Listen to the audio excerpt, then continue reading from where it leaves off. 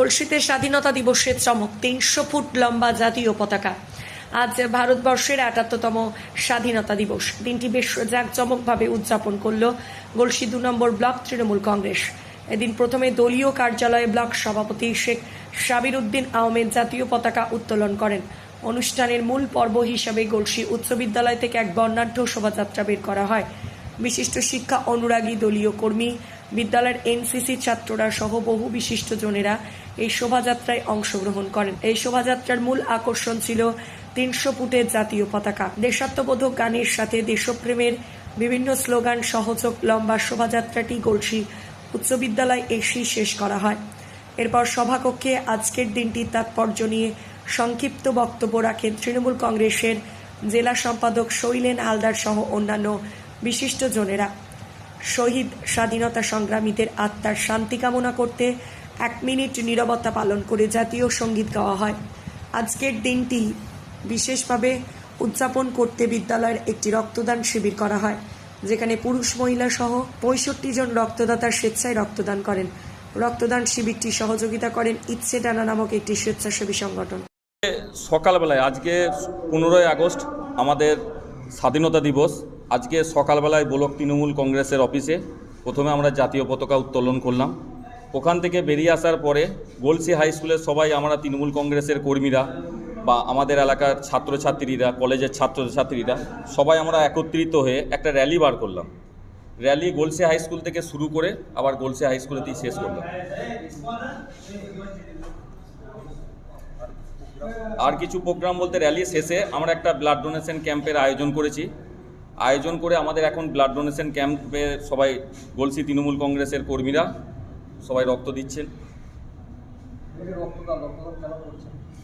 রক্তদানটা কেন করছি বলতে, রক্তদান মানে আমরা প্রথম থেকেই ছোটোবেলা থেকেই জানি, একটা কথাই শুনে আসছি, রক্তদান হচ্ছে জীবনদান।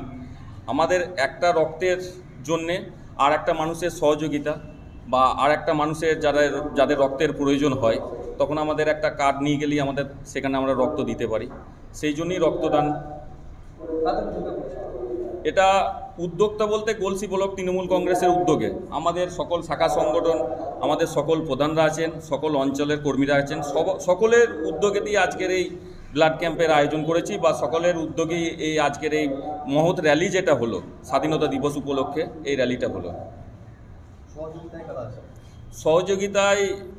সহযোগিতা আছে বলতে ব্লাড ক্যাম্পটা যেটা হচ্ছে সেটা ইচ্ছা টানা বলে একটা ওয়েলফেয়ার সোসাইটি আছে, তারা সহযোগিতা করছে। আর আমাদের যেটা সহযোগিতা বলতে বাকি যেটা আমাদের র্যালি হলো বা হলো বা ক্যাম্পের যারা আসছে সেগুলো আমাদের সকল তৃণমূল কংগ্রেসের কর্মীরা সকলেই আছে।